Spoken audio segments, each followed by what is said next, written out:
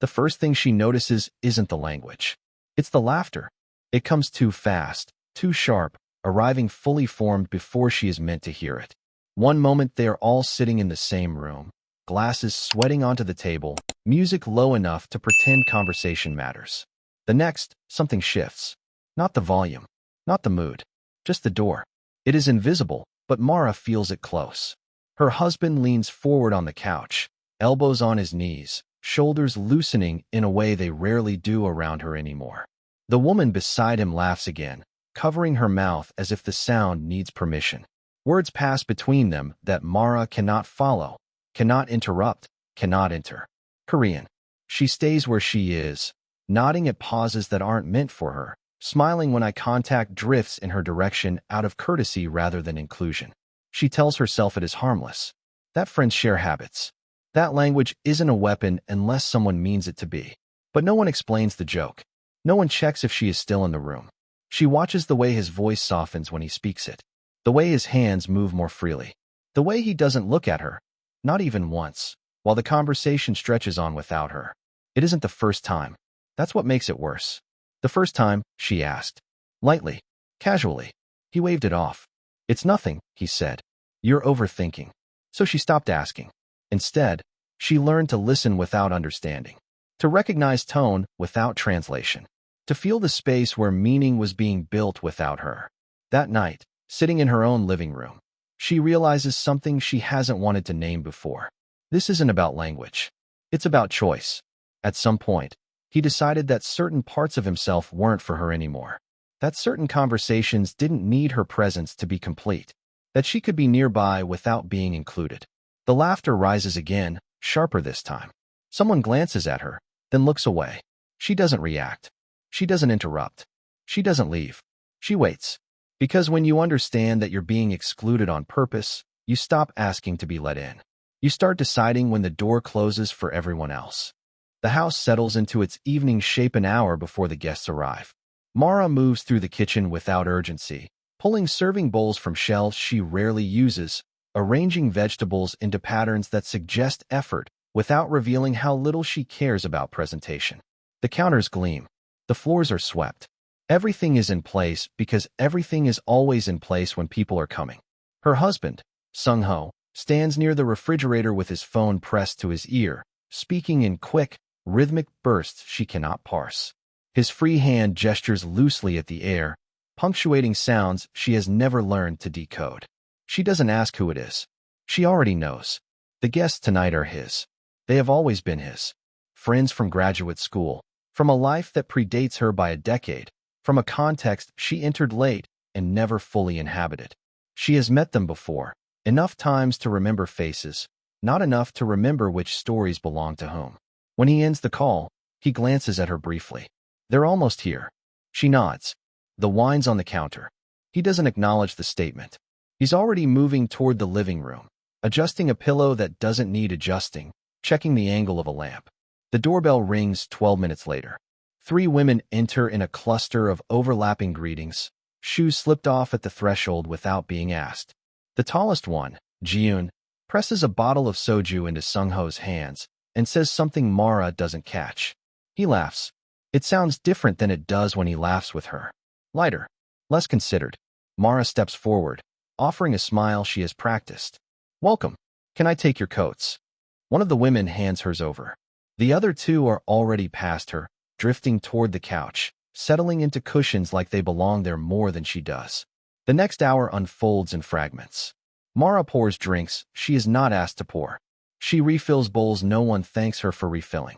She occupies the margins of the room, close enough to be present, far enough to be forgettable. The conversation floats between English and Korean without warning. A sentence starts in one, finishes in the other. Laughter punctuates gaps she cannot follow.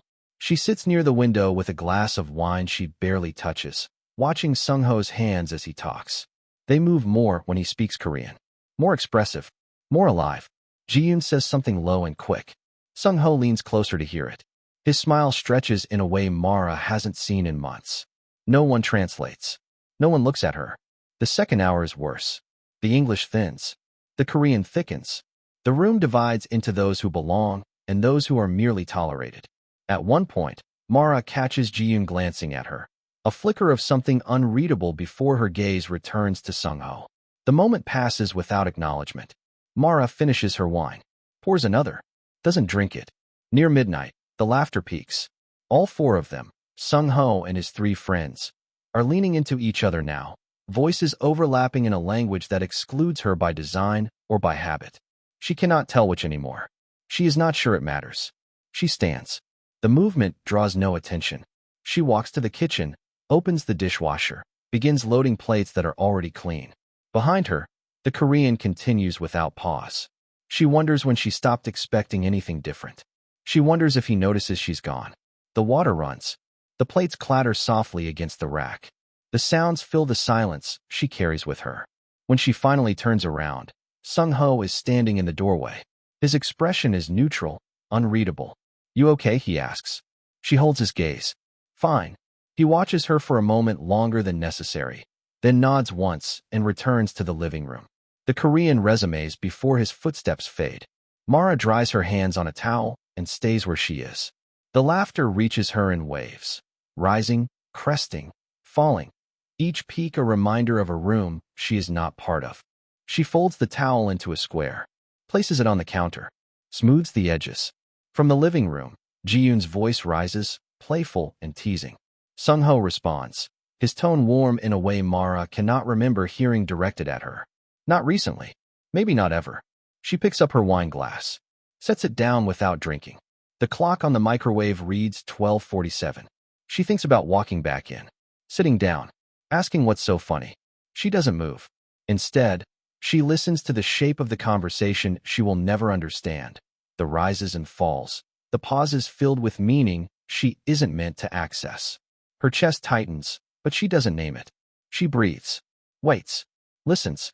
At 1:15, footsteps approach. Jiyun appears in the doorway, coat already on. "Thank you for having us," she says. Her English is careful, deliberate. "Your home is lovely." Mara smiles. "Thank you for coming."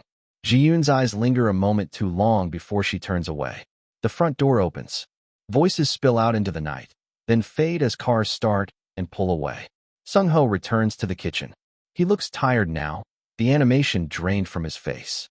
"That was nice," he says. Mara nods. He waits, as if expecting her to say more. When she doesn't, he exhales and heads toward the bedroom. She stays in the kitchen, listening to his footsteps grow distant. The house is quiet now. She picks up a sponge and begins wiping a counter that is already clean. 3 weeks pass before the next gathering. Mara marks the date on the calendar in the kitchen, not because she needs to remember, but because she wants proof. Evidence that this is a pattern, not a feeling. That the shape of things is measurable if you know where to look. The dinner is smaller this time. Just Jiyun and one other woman. Someone named Hyojin who Mara has met once and forgotten. Sung-ho announces it 2 days in advance, casually, while scrolling through his phone at breakfast. "Saturday works, right?" Mara pours coffee she doesn't want. "Sure." He doesn't look up. "Cool." The conversation ends there. By Friday night, Mara has already mapped the evening in her head. She knows where she will sit. She knows when the language will shift. She knows the exact moment she will become invisible. The knowledge doesn't make it easier. It makes it worse. Saturday arrives with the weight of something rehearsed. Mara showers early, dresses in something simple, dark jeans, a gray sweater that doesn't invite comment. She avoids the mirror longer than usual, then forces herself to meet her own reflection. The woman looking back at her seems tired. Not visibly, not in a way anyone would mention, just around the edges, where only she can see. She goes downstairs. Sung-ho is already arranging the living room, moving furniture with a focus he rarely applies to anything involving her. He adjusts the angle of the couch, repositions a lamp, steps back to assess, then adjusts again. "Need help?" she asks. "I've got it." She watches him for a moment, then retreats to the kitchen. The guests arrive at 7. Jiyun enters first, a bottle of wine in one hand, her coat still on. She smiles at Mara, polite, brief, then moves past her towards Sung-ho. Hyojin follows, quieter, less certain of her place. She nods at Mara without speaking and drifts toward the couch. Within 10 minutes, the pattern reasserts itself. Mara sits near the window again, the same spot as last time. She holds a glass she doesn't intend to finish. She watches. The English holds longer tonight. 15 minutes, maybe 20. Enough to lull her into thinking this time might be different. Then Jiyun says something. A single word Mara doesn't catch, and Sungho responds in Korean without hesitation. The door closes. Mara feels it happen. The shift is physical now, lodged somewhere between her ribs. She breathes around it. The conversation continues. Laughter rises. Jiyun leans closer to Sungho, her hand brushing his arm as she speaks.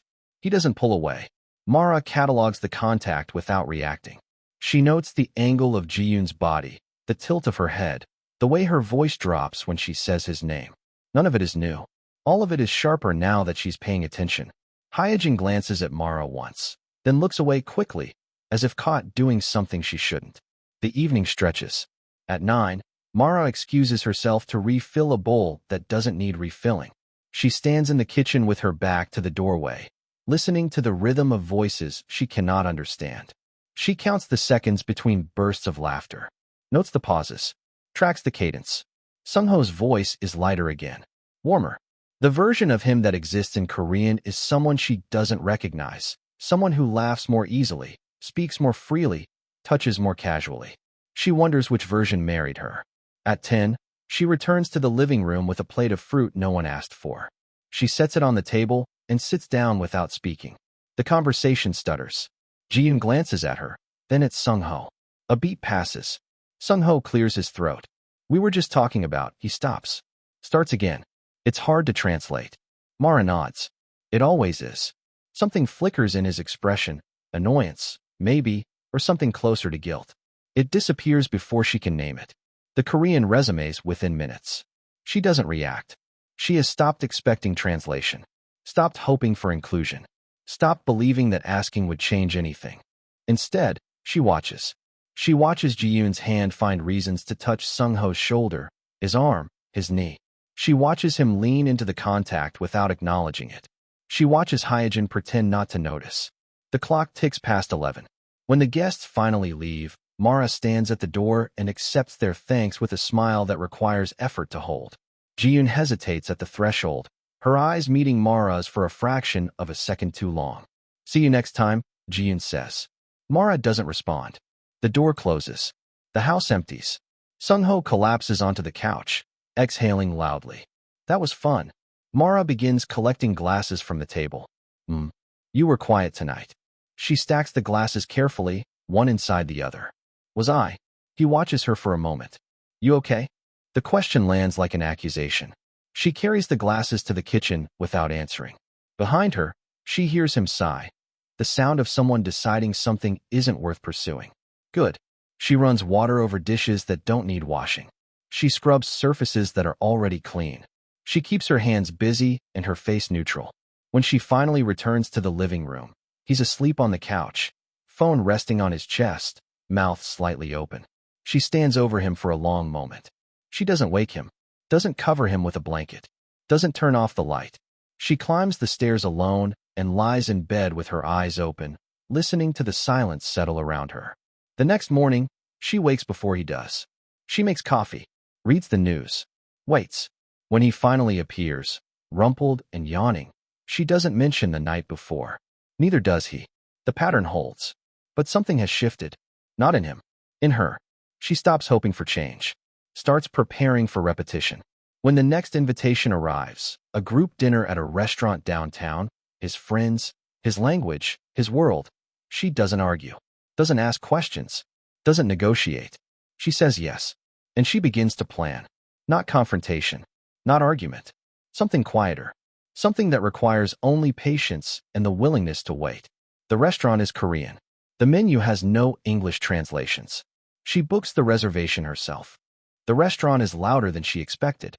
Bodies press against each other in the narrow entryway, voices layering over the clatter of dishes and the hiss of grills. The hostess speaks to Sungho in Korean, rapid and familiar, and Mara stands slightly behind him, watching the exchange without attempting to follow. She is dressed carefully tonight. Nothing that draws attention. Nothing that invites comment. A black blouse, simple earrings, hair pulled back in a way that suggests effort without demanding notice. Sungho gives his name. The hostess nods and leads them through a maze of tables toward the back, where a long wooden booth waits beneath hanging paper lanterns. 5 people are already seated. Jiyun is among them. She looks up as they approach, her smile widening in a way that doesn't include Mara. Finally, she says, and the word lands somewhere between greeting and complaint. Sung-ho slides into the booth beside her. Mara takes the seat at the far end, next to a man she doesn't recognize. No one introduces him. The menu arrives in a laminated folder with no English anywhere. Photographs of dishes fill the pages, meats glistening under studio lights, soups steaming in stone bowls. But the descriptions are dense blocks of characters she cannot read. She holds the menu open and pretends to study it. Beside her, the man she doesn't know is speaking to someone across the table in Korean. He hasn't acknowledged her. Neither has anyone else. Sung-ho leans toward Jiyun, pointing at something on her menu. Their heads tilt together, close enough that Mara can see the curve of Jiyun's smile from across the table. A server appears. Orders are placed in a flurry of sounds Mara cannot parse. When the server looks at her expectantly, Sung-ho speaks on her behalf without asking what she wants. "She'll have the same," he says, gesturing vaguely. The server nods and moves on. Mara folds her menu closed, sets it on the table, keeps her hand still. The food arrives in waves. Plates crowd the center of the table, shared dishes, side dishes, sauces in small ceramic bowls. Everyone reaches in at once, chopsticks crossing, laughter punctuating the chaos. Mara waits for a pause that doesn't come. She serves herself what she can identify, careful not to reach too far, not to intrude on conversations happening around her. No one offers translation. No one checks if she knows what she's eating. Halfway through the meal, Jiyun tells a story. Her voice rises with theatrical emphasis, her hands cutting through the air for effect. The table leans in, attentive, engaged. Sung-ho laughs. The light, open laugh Mara has learned to recognize. The one that doesn't belong to her. Whatever the punchline is, it lands hard. The entire table erupts. Someone slaps the surface, rattling the dishes. Mara smiles. It costs her something she doesn't want to name. Across the table, a woman she vaguely remembers, Sujin, maybe, glances at her. The look is brief, curious, then gone. Mara keeps her expression neutral. The evening continues in pieces she cannot assemble. Conversations splinter and reform. Names she doesn't recognize pass between people in a language she cannot follow. At one point, Sung-ho's hand rests on Jiyun's shoulder for a moment too long before withdrawing. No one mentions it.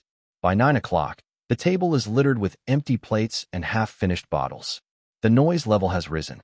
The Korean has thickened into something dense and impenetrable. Mara excuses herself to find the restroom.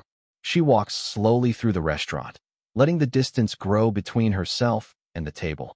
The hallway leading to the restrooms is quieter, dimmer.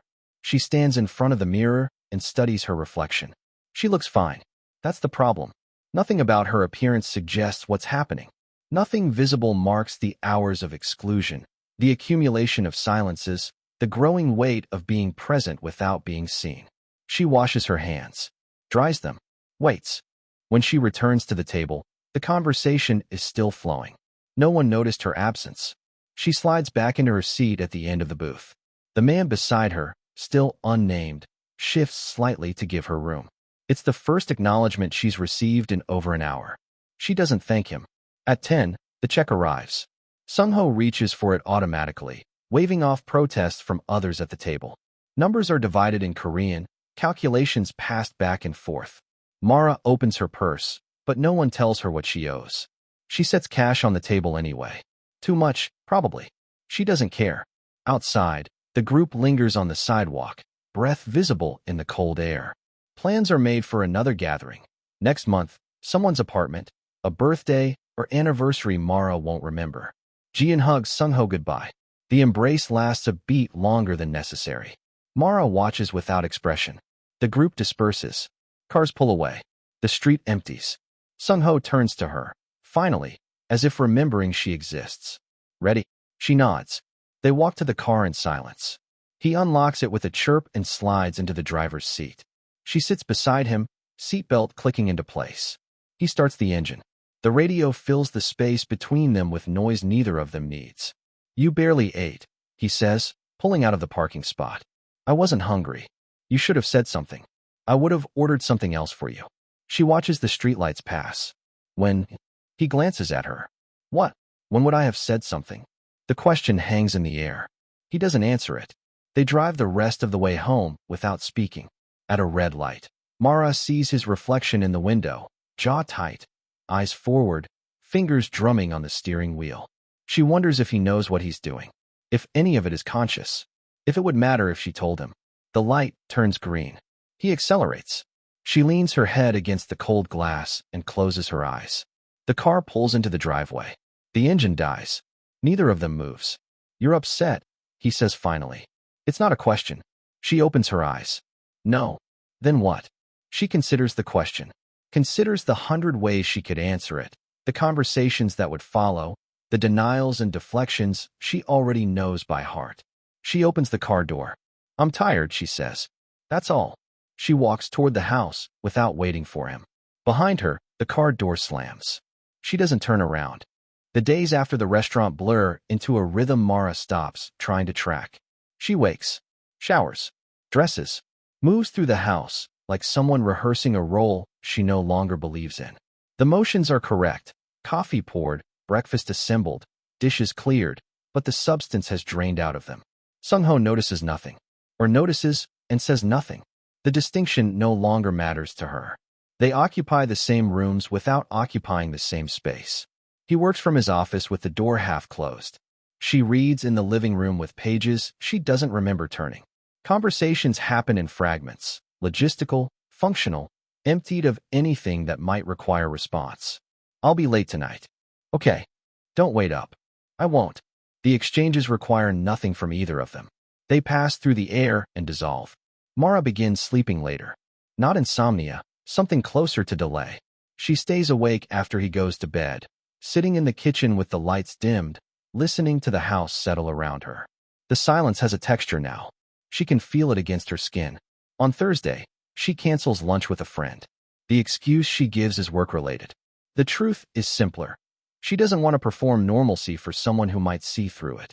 On Friday, she skips her usual evening walk. The weather is fine. She stays inside anyway. On Saturday, Sung-ho asks if she wants to see a movie. She declines without offering an alternative. He shrugs and goes alone. She sits in the empty house and does nothing. The hours pass. She doesn't fill them.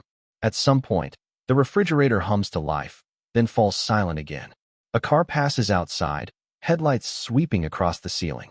The neighbor's dog barks twice and stops. She watches the light shift on the walls.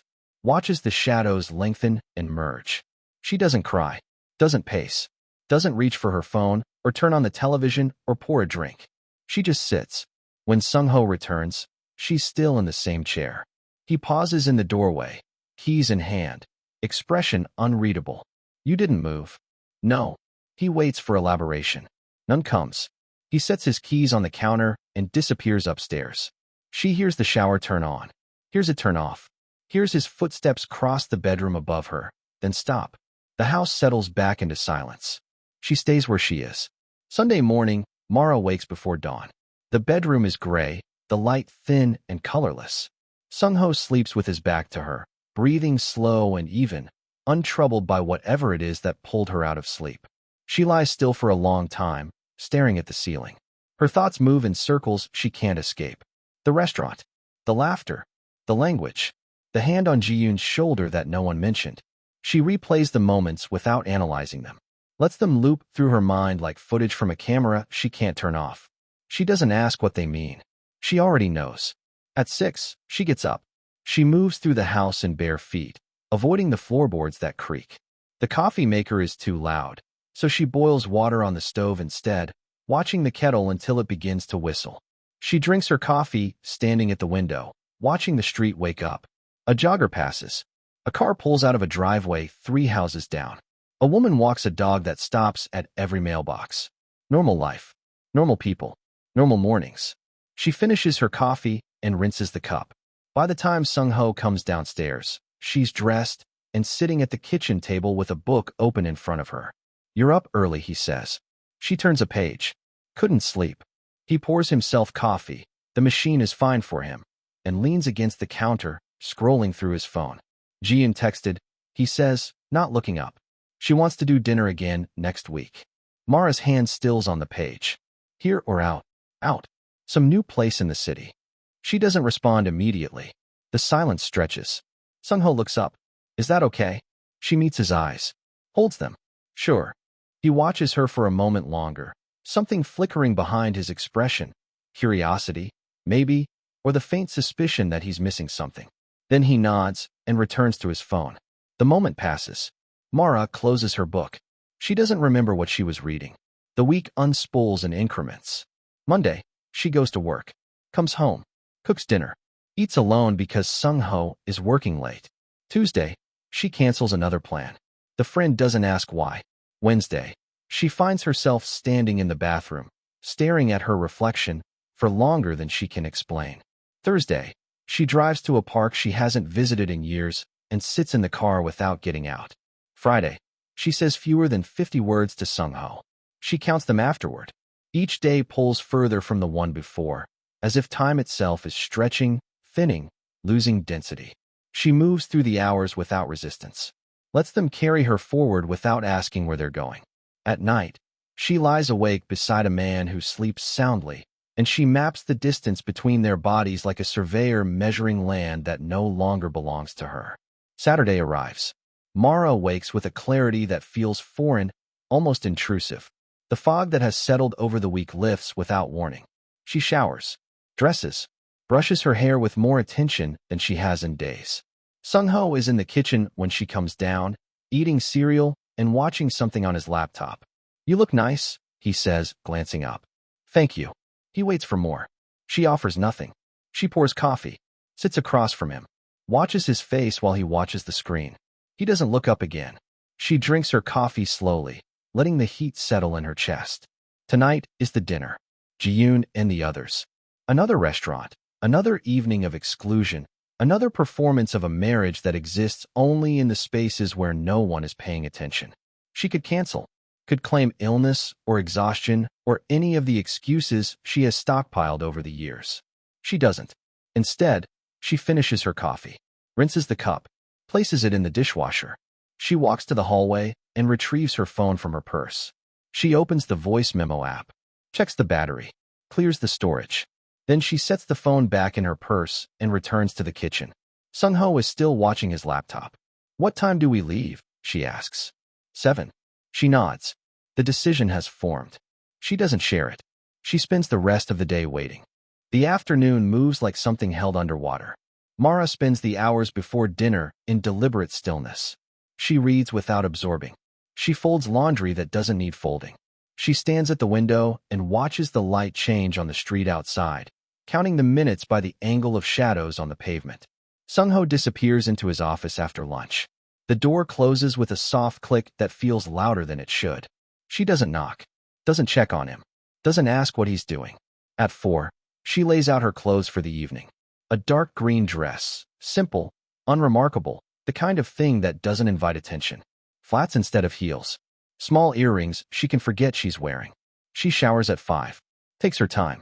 Lets the water run hotter than necessary, until her skin flushes pink and the mirror fogs over completely. When she steps out, the bathroom is filled with steam. She wipes a circle in the glass and looks at herself. The woman in the mirror looks calm, controlled, ready. She holds her own gaze until the steam creeps back, blurring the edges. At 6, she begins her preparations. The movements are small, precise, invisible to anyone who isn't watching closely. She retrieves her phone from her purse, opens the settings, disables all notification sounds, checks the voice memo app again, storage clear, battery at 83%. She places the phone in the inside pocket of her purse, positioned so the microphone faces outward. Tests the angle, adjusts, tests again. She opens the app and presses record. Speaks a single word, test, in a normal voice. Stops, plays it back, clear, audible, unobtrusive. She deletes the test file and closes the app. The phone goes back in the purse. The purse goes on the chair by the door. She doesn't touch it again. Sungho emerges from his office at 6:30, already dressed. He wears a shirt she bought him 2 years ago, a birthday gift he thanked her for without trying on. Ready? he asks, passing through the living room without stopping. Almost. She watches him check his reflection in the hallway mirror. He adjusts his collar, runs a hand through his hair, examines his profile from 2 angles. He looks good. He always looks good when they're going somewhere he wants to be. She finishes applying lipstick she doesn't need and meets him at the door. You look nice, he says. The words are automatic, delivered without eye contact. Thank you. He holds the door open. She steps through. The car is already warming in the driveway, exhaust curling white in the early evening cold. She slides into the passenger seat and sets her purse on her lap. The weight of the phone presses against her thigh through the leather. Sung-ho starts the engine. The radio comes on, some talk show neither of them listens to. He pulls out of the driveway without speaking. Mara watches the neighborhood pass. Houses she's seen 1,000 times. Lawns she could navigate blindfolded. The familiar made strange by the knowledge of what's coming. She doesn't know exactly what will happen tonight. Doesn't have a script or a plan beyond the simplest mechanics. She will record. She will wait. She will listen. Everything else will unfold on its own. The restaurant is smaller than the last one. Intimate. The listing probably called it. Cozy. The kind of place where tables crowd together and conversations bleed into each other whether you want them to or not. Jiyun is already there when they arrive. She sits at a round table near the back, flanked by 2 others, Hyejin and a man Mara doesn't recognize. The greetings happen in a rush. Jiyun rises to embrace Sung-ho, her hands lingering on his arms. Hyejin offers Mara a polite nod. The man says something in Korean that makes Sung-ho laugh. No one introduces him. Mara takes the seat with its back to the wall. The position gives her a clear view of the entire table. She sets her purse on her lap, angled slightly forward. Menus arrive. The familiar dance begins. Korean script, no translations, decisions made around her rather than with her. She opens her phone under the table, finds the voice memo app, presses record. The red bar appears at the top of the screen. She locks the phone and slips it back into her purse, microphone facing up. Wine? Sung-ho asks, glancing at her for the first time since they sat down. Please. He orders a bottle without consulting her on the type. She doesn't react. The first 20 minutes pass in the usual pattern. English for logistics, orders, requests, the business of settling in. Korean for everything else. Mara sips her wine and watches. Jiyun sits directly across from her, which means Mara can study her face without appearing to stare. The way her eyes crinkle when she laughs. The way she touches her collarbone when she's thinking. The way her gaze keeps drifting to Sung-ho even when someone else is speaking. The man, still unnamed, tells a story that stretches long. His voice rises and falls with practiced emphasis. The table responds in waves of laughter, recognition, interjection. Mara smiles when others smile, nods when others nod. Her purse sits heavy in her lap, the phone recording everything she cannot understand. The food arrives in stages. Shared plates again, hands reaching across the table, chopsticks crossing in a rhythm that excludes her by default. She serves herself from the dishes closest to her and eats slowly, chewing longer than necessary, giving her mouth something to do besides form words no one wants to hear. At one point, Hyejin turns to her. Do you like Korean food? The question is polite, distant. The kind of thing you ask someone you've already decided isn't interesting. I do, Mara says.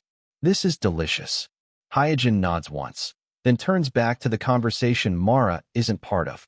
The exchange takes less than 10 seconds. Mara returns to her food. The recording continues. By 9 o'clock, the wine bottles have multiplied and the voices have risen. The Korean flows faster now, looser. Whatever inhibition might have existed earlier has dissolved into the easy warmth of alcohol and company. Sung-ho sits with his chair angled toward Jiyun. Their knees are close under the table, not touching, but close enough that the distance feels intentional. Mara notes the angle, files it away. Jiyun is telling another story. Her hands move as she speaks, painting shapes in the air. She laughs at her own punchline before delivering it, and the table laughs with her. Sung-ho's face is open, unguarded. The version of him that lives in this language. Animated, present, alive in ways she rarely sees at home. He doesn't look at her. Hasn't looked at her in over an hour. She finishes her wine. Pours another glass. Doesn't drink it.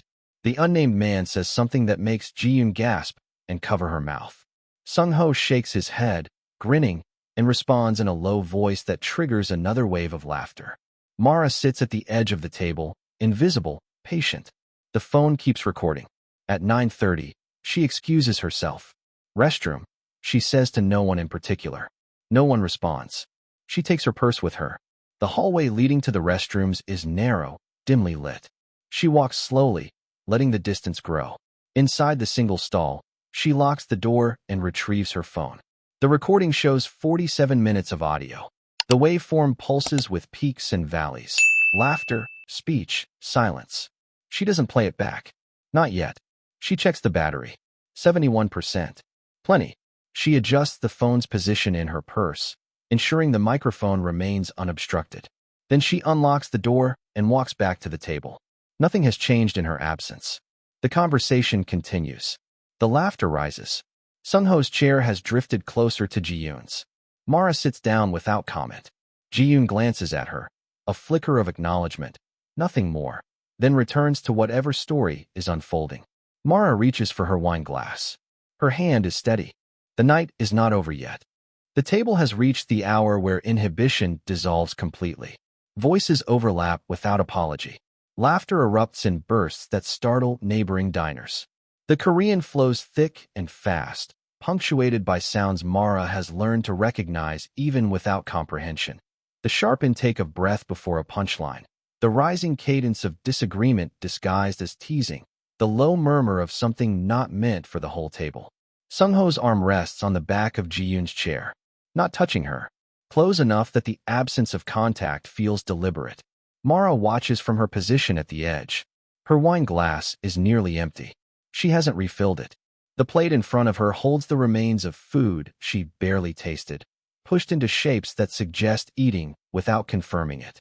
The unnamed man is speaking again, a long, winding story that requires frequent interruptions from the others. His gestures grow broader with each sentence.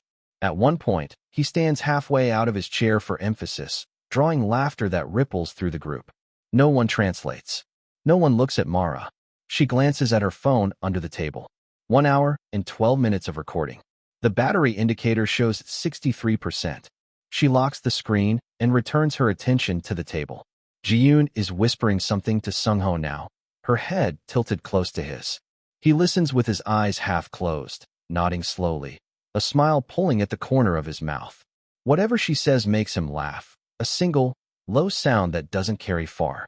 He responds in a voice too quiet for Mara to hear, even if she could understand. Hyojin catches Mara's eye across the table. The look is brief, uncertain, the expression of someone who has noticed something they don't want to acknowledge. Mara holds her gaze. Hyojin looks away first. At 10:15, Mara makes her decision. The timing isn't calculated. It arrives fully formed, a certainty that settles into her body without announcement. She sets her napkin on the table, reaches for her purse. "I'm going to step out for a bit," she says. Her voice cuts through the noise with unexpected clarity. The conversation stutters. Faces turn toward her. Jiyun, Hyojin, the unnamed man, and finally Sungho. He frowns. "Now, I need some air. We're almost done. I'll be back." She stands before he can respond. The movement is smooth, unhurried. She gathers her purse, adjusts the strap on her shoulder, and meets his eyes with an expression she has practiced without practicing. Neutral, unreadable, giving nothing away. "Mara." His voice carries a warning she doesn't acknowledge. 10 minutes, she says. "Finish your story." She walks toward the entrance without looking back. The night air hits her like a correction. Cold, sharp, clarifying. She stands on the sidewalk outside the restaurant and breathes deeply, letting the chill fill her lungs. The street is quieter than she expected. A couple walks past, arm in arm, speaking in low voices. A car turns the corner, headlights sweeping across the pavement. She doesn't move. Inside, she knows what's happening. The moment of disruption, her sudden departure, will create a ripple. Questions will be asked, probably in Korean. Sungho will offer an explanation that isn't quite an apology, isn't quite dismissal.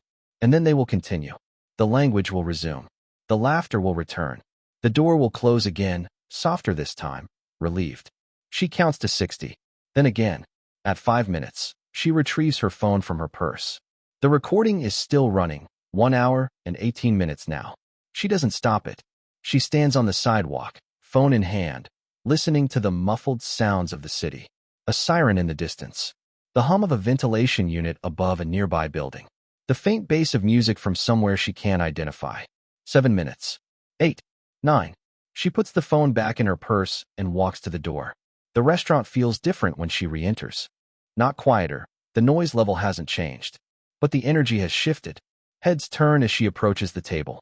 Conversations that were flowing freely a moment ago now stumble, hesitate. She doesn't sit immediately. She stands at the edge of the table, her purse held in both hands, and looks at each of them in turn. Jiyun first, eyes down, studying her plate. The unnamed man, expression confused, uncertain what's happening. Jiyun, face carefully blank, a practiced neutrality that reveals more than it conceals. Sung-ho, jaw tight, eyes wary, body angled away from Jiyun in a correction that came too late. The silence stretches. Everything okay? Jiyun asks.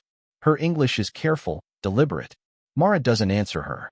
She pulls out her chair, sits, places her purse on her lap with the microphone still facing outward. Fine, she says finally. Just needed a moment. The table waits for more. An explanation. An apology. Something to restore the equilibrium she has disrupted. She offers nothing. She reaches for the wine bottle and refills her glass. The sound of liquid against glass is the only noise at the table. She takes a sip, sets the glass down. Please, she says, gesturing vaguely. Continue. The conversation does not continue. Not immediately. Not in the same way. The unnamed man attempts to restart the story he was telling, but the rhythm has broken.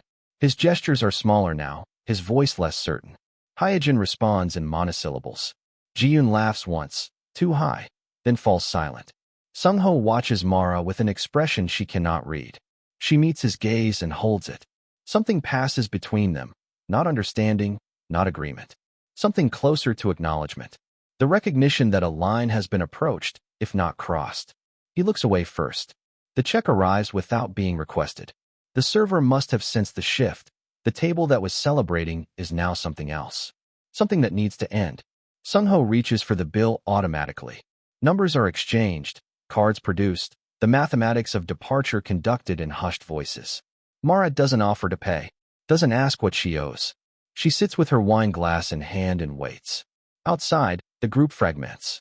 The unnamed man leaves first, offering a handshake to Sung-ho and a nod to the women. His goodbye to Mara is perfunctory, a gesture in her direction that doesn't quite qualify as acknowledgement. Jiyun lingers, uncertain, then embraces Jiyun quickly and hurries toward her car. That leaves 3 of them on the sidewalk. Jiyun stands with her arms crossed, her coat not yet buttoned. She looks at Mara with something approaching curiosity. The first time all evening, she has given her full attention. It was nice to see you, Jiyun says. The words are correct. The tone is not. You too, Mara replies. Neither of them smiles. Sung-ho shifts his weight, uncomfortable in the space between them. We should get going, he says. Long drive. Jiyun nods. Her eyes don't leave Mara's face. Drive safe, she says. She turns and walks toward her car without waiting for a response. Mara watches her go. Watches the taillights flare as the engine starts. Watches until the car pulls away and disappears around the corner. Only then does she turn to Sung-ho. He stands with his keys in his hand, his expression caught somewhere between confusion and accusation. What was that, he asks. She tilts her head. What was what? The leaving. He gestures vaguely. The way you looked at everyone. She considers the question. Considers the dozen ways she could answer it. I told you, she says. I needed air. That's not. We should go. She walks toward the car without waiting for him. Behind her, she hears him exhale. A sharp, frustrated sound that carries more than any words could. She doesn't turn around. The car unlocks with a chirp. She opens the passenger door and slides inside. Her purse settles on her lap. The phone continues recording. She waits. The drive home is silent. Not the comfortable silence of 2 people who don't need to speak. The other kind. The kind that presses against the windows and fills the space between seats until breathing feels like effort. Sung-ho keeps his eyes on the road. His hands grip the steering wheel at 10 and 2, knuckles pale under the passing streetlights. Mara watches the city thin out through her window. Buildings give way to strip malls to subdivisions, subdivisions to the familiar streets that lead to their house. The radio stays off. At a red light, Sung-ho clears his throat. You going to tell me what that was about? She doesn't turn her head. What was about? Don't do that. Do what? The light turns green. He accelerates harder than necessary. You made everyone uncomfortable, he says. Walking out like that. Coming back and just sitting there. I came back. That's not the point. She lets the sentence hang. Doesn't ask what the point is. Doesn't offer clarification or apology. The silence returns, thicker than before. They pull into the driveway at 11:14. The porch light is on.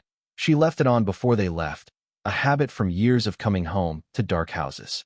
Sung-ho kills the engine but doesn't move to get out. Mara. She waits. Talk to me. She turns to look at him.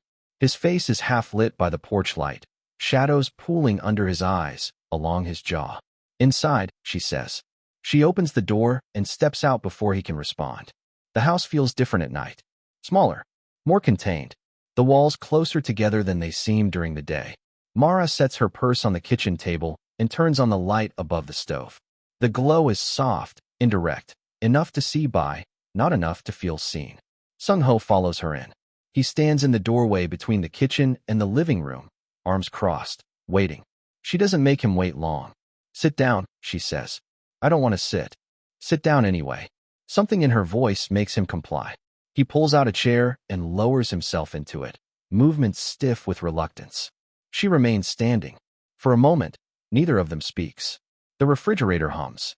A car passes on the street outside, headlights briefly illuminating the window above the sink. Mara reaches into her purse and retrieves her phone. Sung-ho watches her, frowning. What are you doing? She doesn't answer. She opens the voice memo app. The recording is still running, 2 hours and 43 minutes now. She stops it. The file saves automatically. She scrolls back to the beginning, pauses with her thumb over the play button. I want you to listen to something, she says. Listen to what? Just listen. She presses play. The sound fills the kitchen. At first, it's just noise, the ambient clatter of the restaurant, dishes and glasses, and the murmur of other tables. Then the voices emerge. Korean, layered and overlapping, punctuated by laughter that rises and falls in waves. Sung-ho's face changes as recognition sets in. His expression shifts from confusion to understanding to something harder, something that closes behind his eyes. Turn it off. Mara doesn't move. The recording continues. His voice is clear now, lighter than the voice he uses with her, more animated. Jiyun's laugh cuts through, high and easy, followed by a response that makes the table erupt. Mara, turn it off. She lets it play for another 30 seconds. Then another. The conversation shifts. The unnamed man's voice dominates for a while, then recedes. Jiyun says something low, almost intimate. Sung-ho responds in a tone Mara hasn't heard directed at her in years. She watches his face as he listens. His jaw is tight. His hands grip the edge of the table. At the 4-minute mark, she pauses the recording. The silence that follows is absolute. I don't understand any of it, she says. Her voice is calm, measured. I don't know what you said. I don't know what she said. I don't know what was funny, or what was private, or what was about me. He opens his mouth. She doesn't let him speak. I didn't record this to translate it. I recorded it so you could hear what I hear. Every time. Every dinner. Every gathering where I sit at the edge of the table and smile at jokes I'm not part of. She sets the phone on the table between them. That's what it sounds like when I'm not in the room. Even when I'm in the room. Sung-ho stares at the phone like it might move on its own. His breathing has changed, shallow, controlled, the rhythm of someone managing something they don't want to feel. You recorded us, he says finally. The words are flat, empty of inflection. Yes. Without telling anyone. Yes. He looks up at her. His eyes are hard now, defensive. You can't just. I can. It's a violation. Is it? The question lands between them. He doesn't answer. She pulls out the chair across from him and sits. The table is narrow enough that their knees almost touch. She doesn't move back. I've asked you before, she says. To translate. To include me. To explain what's so funny, what's being discussed, what I'm missing. You know what you always say. He doesn't respond. It's nothing. You're overthinking. It doesn't translate well. She pauses. Every time. That's not. Every time, Sung-ho. He falls silent. The phone sits between them, screen dark now, but present. A witness that can't be dismissed. I'm not asking you to stop speaking Korean, she says. I'm not asking you to give up your language or your friends or the parts of yourself that exist in spaces I can't enter. She leans forward slightly. I'm asking you to hear what it sounds like from where I sit. That's all. He stares at the table, at the phone, at his hands. What do you want me to say? I don't want you to say anything. He looks up, confused. I want you to know, she continues, that I hear it, that I've always heard it, that I notice when you become someone else the moment the language changes. When your whole body opens up in ways it doesn't with me. She pauses. I want you to know that I see her. The name hangs unspoken between them. His face goes pale. Mara, I'm not accusing you of anything. Her voice remains steady. I'm telling you what I see, what I've seen, what I've been pretending not to see because I didn't want to be the kind of wife who imagines things. She reaches for the phone, picks it up, holds it loosely in her hand. I recorded 2 hours and 43 minutes tonight. I don't need to play any more of it. I don't need you to explain what was said. I just need you to know that I have it, that it exists, that the next time you tell me I'm overthinking, I'll know exactly what I'm thinking about. She stands. He doesn't move. I'm going to bed, she says. You can sleep wherever you want. She walks toward the stairs without waiting for a response. Behind her, she hears his chair scrape against the floor. Hears him stand. Hears him take a breath as if to speak. She doesn't turn around. She climbs the stairs slowly, one hand on the railing, the other still holding the phone. The bedroom door closes behind her with a soft click. She stands in the darkness for a long moment, listening. No footsteps follow. She wakes alone. The other side of the bed is untouched, sheets still tucked, pillows still creased from yesterday's making. Pale morning light filters through the curtains, casting long rectangles across the carpet. Mara lies still for a moment, listening. The house is quiet, not silent. She can hear the distant hum of the refrigerator, the tick of the heating system cycling on, but quiet in the way that suggests emptiness. She gets up. The hallway is dim. She moves past the bathroom, past the spare room they use for storage, past the framed photographs that document a marriage in careful increments. Wedding, honeymoon, holidays, the kind of moments that look better in frames than they felt in person. The stairs creak under her feet. She finds him on the couch. He's awake, or barely. His eyes open as she descends the last steps, tracking her movement without acknowledgement. He's still wearing last night's clothes, shirt wrinkled, collar askew, and his phone rests face down on the coffee table beside an empty glass. She doesn't ask if he slept. The answer is visible in the shadows under his eyes. Coffee, she asks. He nods once. She walks to the kitchen and begins the ritual. Grounds measured. Water poured. The machine sputtering to life with its familiar rhythm. She doesn't turn around. Behind her, she hears him rise from the couch. Hears his footsteps cross the living room. Pause at the threshold of the kitchen. Mara. She reaches for 2 mugs from the cabinet. Mara, we need to talk about last night. Do we? She sets the mugs on the counter. Waits for the coffee to finish. You can't just, he stops. Starts again. What you did wasn't fair. She turns to face him. He stands in the doorway, arms crossed, shoulders hunched in a posture that's meant to convey injury. The wrong party. The one who deserves explanation. Fair, she repeats. Recording people without their consent. Playing it like some kind of evidence. The word lands hard. He flinches. I wasn't going to say that. But that's what it is. The coffee maker beeps. She turns back to it, pours both mugs, sets his on the counter closest to him. He doesn't move to take it. I didn't do anything wrong, he says. His voice has shifted, defensive now, the tone of someone constructing an argument rather than having a conversation. She wraps her hands around her mug, lets the heat seep into her palms. I didn't say you did. Then what was the point? The recording, the performance at the restaurant. She considers the question, takes a sip of coffee that's still too hot, lets it burn against her tongue. There wasn't a point, she says finally. Not the kind you're looking for. Then why? She meets his eyes. Because I wanted you to hear it. That's all. The conversation ends without ending. He takes his coffee to the living room. She stays in the kitchen. The distance between them solidifies into something architectural. Walls that weren't there before, doors that close without being touched. By noon, he's in his office with the door shut. She can hear him on the phone, voice muffled, speaking in Korean to someone she can't identify. She doesn't try to listen. She spends the afternoon in tasks that require no thought. Laundry folded and put away. Floors swept. The bathroom cleaned with chemicals that sting her eyes and leave the air sharp with artificial pine. At 3, she drives to the grocery store and wanders the aisles without a list. She fills the cart with things they don't need, a bag of oranges, a bottle of olive oil, crackers neither of them will eat. The checkout line moves slowly. The woman ahead of her argues about a coupon. Mara waits without impatience, without urgency, without caring when she gets home. The drive back takes longer than it should. She chooses the route with more traffic lights. When she pulls into the driveway, his car is gone. He returns after dark. Mara is in the living room when she hears the garage door open, the engine cut, the door to the house swing inward. She doesn't get up, doesn't call out. His footsteps move through the kitchen, pause, then continue toward the stairs. She listens to him climb, listens to the bedroom door close. She stays where she is. The television plays something she stopped watching an hour ago. The volume is low enough to ignore, high enough to fill the silence. At 10, she turns it off and goes upstairs. The bedroom door is closed.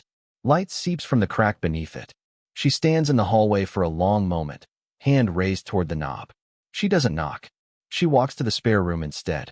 The bed there is made, guest sheets, decorative pillows no one has ever used. She pulls back the covers and lies down without undressing. The ceiling is unfamiliar from this angle. Different shadows, different shapes. She closes her eyes and waits for sleep that doesn't come. The week unfolds in parallels. They occupy the same house without occupying the same life. Mornings are choreographed to avoid overlap. He showers while she makes coffee. She dresses while he eats breakfast. They pass in hallways with nods that don't require words. Dinners happen separately. He works late 3 nights in a row. She eats alone at the kitchen table, reading articles on her phone that she forgets immediately. On Thursday, she finds a note on the counter. Going to Jiyun's for a work thing. Back late. She reads it twice. Folds it. Places it in the recycling bin. She doesn't ask about the work thing. Doesn't ask why Jiyun's apartment is the venue. Doesn't ask anything. When he comes home at midnight, she's already in the spare room with the door closed. She hears him pause outside. Hears his hand touch the doorknob. He doesn't turn it. His footsteps retreat to the bedroom. The door closes. She lies in the dark and counts her breaths until the numbers lose meaning. On Saturday, something shifts. Mara comes downstairs to find him in the kitchen, making breakfast. Eggs in a pan. Toast browning. Coffee already poured into 2 mugs. He looks up when she enters. I made extra, he says. If you want. She stands in the doorway, uncertain how to read the gesture. Okay. She sits at the table. He sets a plate in front of her. Eggs scrambled the way she likes them, toast cut diagonally, a small pile of fruit she doesn't remember buying. He sits across from her with his own plate. They eat in silence. It's not comfortable, but it's not hostile either. Something in between, a ceasefire without negotiation, a pause without resolution. Halfway through the meal, he sets down his fork. I talked to Jiyun, he says. Mara's hand stills on her coffee cup. About what? About, he gestures vaguely. Things. The dinner. How it looked. She waits. She didn't realize, he continues. How much of the conversation was in Korean? She said she'd be more mindful. Mara considers this. The apology that isn't quite an apology. The acknowledgement that sidesteps the actual wound. Okay, she says. Okay. What do you want me to say? He looks at her. Really looks, for the first time in days. I want to know if we're okay. She holds his gaze. Lets the question sit between them. I don't know, she says. He nods slowly, as if this is the answer he expected. They finish breakfast without speaking. He clears the plates. She rinses them. The choreography of a shared life, continuing without the substance that once gave it meaning. At the sink, his hand brushes hers as he reaches for the soap. Neither of them acknowledges it. Neither of them pulls away. The weeks that follow move like water finding new channels. Nothing is declared. Nothing is resolved. But the shape of their days begins to shift, slowly, in ways that could be mistaken for progress if you weren't paying attention. Sung-ho comes home earlier. Not every night, but often enough to notice. He eats dinner at the table instead of in front of his laptop. He asks about her day and waits for the answer, even when the answer is nothing worth reporting. Mara watches these changes without commenting on them. She returns to the bedroom. The spare room becomes what it was before, a guest room, and used, the decorative pillows undisturbed. They sleep in the same bed again, careful to maintain the distance that has become habit. His back to her back to him. The mattress wide enough to feel like separate rooms. Some mornings, she wakes to find his hand resting near hers. Not touching, but close. A gesture that could be accidental. She doesn't ask if it is. The first dinner invitation comes 3 weeks after the restaurant. Sung-ho mentions it casually, over breakfast. A gathering at Hyejin's apartment. Small group. Low-key. You don't have to come, he adds, before she can respond. If you'd rather not. Mara spreads butter on toast she doesn't want. Who's going? He hesitates. The usual. Hyejin, a few others. Jiyun. The name sits between them like something fragile. Probably. She takes a bite of toast. Chews slowly. I'll think about it, she says. He nods, relief flickering across his face before he suppresses it. She notices. Files it away. She decides to go. The decision isn't strategic. It isn't defiant. It's something simpler.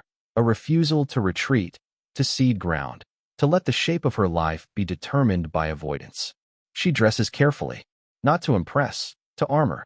Sung-ho watches her from the doorway of the bedroom as she fastens her earrings. His expression is uncertain, caught between gratitude and apprehension. You look nice, he says. Thank you. You're sure about this? She meets his eyes in the mirror. Are you? He doesn't answer. Hyejin's apartment is smaller than Mara expected. The space is cluttered in a way that suggests life rather than neglect. Books stacked on surfaces, plants crowding the windowsills, photographs tacked to the refrigerator with mismatched magnets. 6 people are already present when they arrive. Mara recognizes most of them, faces from previous gatherings, names she's mostly forgotten. Jiyun is not among them. She feels her shoulders loosen slightly. Sung-ho introduces her to the ones she hasn't met. She shakes hands, exchanges pleasantries, accepts a glass of wine she intends to nurse for the entire evening. The conversation flows in the usual pattern. English at first, Korean creeping in at the edges. But something is different. The switches come with pauses now, hesitations. Eyes flicker toward her before the language changes, as if checking for permission. She doesn't grant it, doesn't deny it. She simply exists in the room, present in a way she wasn't before. Hyejin sits beside her on the couch and asks about her work. The questions are genuine, interested, not the perfunctory politeness of previous encounters. Mara answers carefully, surprised to find herself almost enjoying the conversation. An hour passes, then another. The doorbell rings. Hyejin rises to answer it. Mara hears voices in the entryway. A burst of Korean, laughter, the rustle of coats being removed. Jiyun enters the room. She's alone, dressed in something casual that still manages to look deliberate. Her eyes scan the group, landing on Sung-ho first, then, after a beat, on Mara. The pause is brief, barely perceptible. Mara, Jiyun says. I didn't know you'd be here. Last-minute decision. Jiyun nods, her expression unreadable. She takes a seat across the room, positioning herself at the maximum distance the space allows. The conversation resumes. But the energy has shifted. Mara watches the rest of the evening unfold with the detachment of an observer. She notes how Jiyun avoids sitting near Sung-ho, how their eyes meet and slide away, again and again, like magnets with the wrong poles facing. How the easy intimacy of previous gatherings has been replaced by something careful, measured. She notes, too, how Sung-ho stays close to her, how his hand finds the small of her back when they move through the room, how he translates, unprompted, when the Korean stretches too long. The gestures are new, conspicuous. She accepts them without acknowledgement. At one point, Jiyun tells a story, something about a trip she took, a mishap at an airport. The table laughs. Sung-ho smiles, but the smile doesn't reach his eyes. Mara watches Jiyun's face as she speaks. The performance of ease. The effort beneath it. She wonders if anyone else can see it. They leave early. Not dramatically. A quiet exit. Goodbyes exchanged at the door. Promises to do this again soon that no one quite believes. In the car, Sung-ho is quiet. His hands rest on the steering wheel, but he doesn't start the engine. That was okay, he says finally. Right. Mara looks out the window at Hyejin's building. Lights still glow in the apartment they just left. It was fine. You seemed, I don't know, comfortable. She considers the word. Comfortable isn't right. Tolerable, maybe. Survivable. I was fine, she repeats. He nods. Starts the car. They drive home in silence. But it's a different silence than before. Less pressurized. More like something shared than something endured. At a red light, his hand moves to cover hers on the center console. She doesn't pull away. She doesn't hold on either. The pattern continues. Dinners happen. Gatherings occur. Mara attends some, declines others, makes decisions based on nothing more than how she feels on a given day. Jiyun is present at some of them. The careful distance remains. They speak when necessary, polite, brief, never alone. Sungho's behavior stays changed. He translates. He includes. He touches her in public with a frequency that feels like compensation. She accepts these adjustments without praising them. She knows what they are. Reparations without repair. The motions of amends without the substance of transformation. At night, they lie in the same bed with the same careful distance. Sometimes his hand drifts toward hers. Sometimes she lets it stay. They don't talk about the recording. Don't talk about Jiyun. Don't talk about anything that might crack the fragile surface they've constructed. The marriage continues. Not healed. Not broken. Something in between. A structure that still stands because neither of them has pushed hard enough to test whether it will fall. One evening, Mara finds herself alone in the kitchen, washing dishes by hand even though the dishwasher is empty. The water runs warm over her fingers. The window above the sink reflects her face back at her, older than she remembers, more tired, but still recognizable. She thinks about the woman she was before the first dinner, the one who cleaned to stay busy, who hovered at the edges of rooms she was technically part of, who told herself the exclusion was accidental, the distance was temporary, the marriage was fine. She doesn't miss that woman, but she doesn't know who she's becoming instead. The dishes pile on the rack. The water keeps running. Behind her, she hears Sungho enter the kitchen. His footsteps pause. Need help. She shuts off the water. Reaches for a towel. I'm almost done. He moves closer. Stands beside her at the counter. Mara. She waits. Are we okay? The question again. The same words he's asked before, seeking the same reassurance she cannot give. She dries her hands slowly. Sets the towel aside. We're here, she says. He frowns. That's not an answer. It's the only one I have.